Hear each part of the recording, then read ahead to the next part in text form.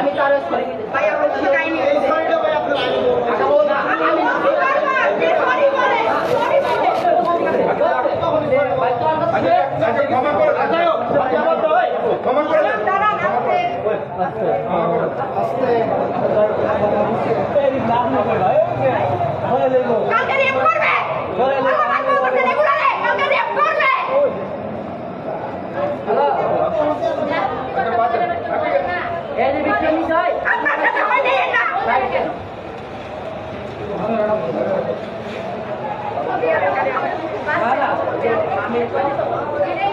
আমি তো বললাম ওই ছেলে আমি সরি